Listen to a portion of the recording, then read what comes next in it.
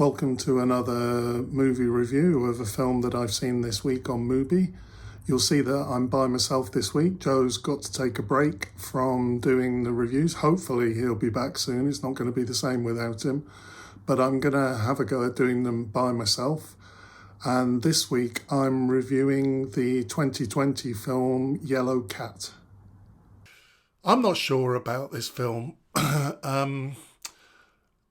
The best thing I can say about it is aesthetically it's very interesting. There's a lot of remote open spaces, beautiful sunsets. It did make me think a little bit of Chloe Zhao. Obviously, her films are in the news this year. I quite liked the way it used colour, like the clothes people were wearing often were very vibrant and contrasted with the kind of washed out dusty palette of the countryside. So aesthetically it was good. I mean, this film has a lot of music and it kind of has cute characters, and I think it wants me to be seduced by that, but for me it just failed. It just didn't quite work. I felt that this film was supposed to be about a kind of happy, simple guy who somehow transcends the kind of corruption and exploitation around him. And, in that way, it made me think a little bit of the Peter Sellers film Being There, or even Forrest Gump. But I wouldn't put it in the same category as those two great films. But it had a lot of film references in, which in one way is always fun to enjoy. But they did feel a little bit gratuitous. To me, it felt like the film references wanted to be cool. Obviously there's a lot of mention of Alain Delon in the film Le Samurai. And I guess that is quite interesting. The fact that this guy's kind of claim to fame is that he can act out the whole film of Delon's part.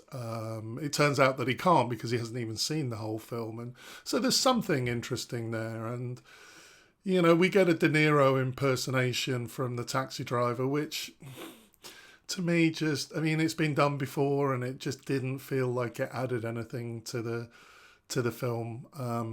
There's also a reference, I think we just see a copy of the book Walden by Thoreau, and it's just not clear why that's there. I've read that book and I love that book, and I just don't really see what the link is. I also found the female character, this is a kind of male-female buddy movie. I found the female character Eva quite problematic because both characters were exploited, I think, and treated badly. But it felt like she had no agency at all. It felt like he was making all the decisions. He was the one that at least had some ability to kind of decide where they went and what they did. She just really seemed to be used, and there was no let up on that. Perhaps that's making a point, but, it just... Given that I did feel this film was wanting to seduce me and to kind of feel good about these two characters, that slightly troubled me at the end of the film. I mean, I think if I try and think what this film is about, obviously it's kind of a comedy, but it's very dark. I think it's probably making a political point about Kazakhstan and survival in a corrupt society and exploitation. The story of the yellow cat, which is what the cats which are sent into these forest fires are called, and there's kind of it feels like that's supposed to be a kind of metaphor for who they are.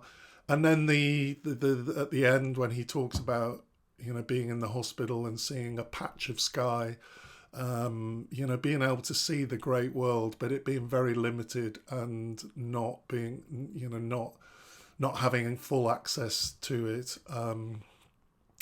And you know what? This film, it's not awful. It's entertaining enough, but overall, it didn't amount to that much for me. It looks good, but I think it just fell a bit short for what it was setting out to do. Next time, I'll be reviewing Sweat, directed by Magnus Van Horn.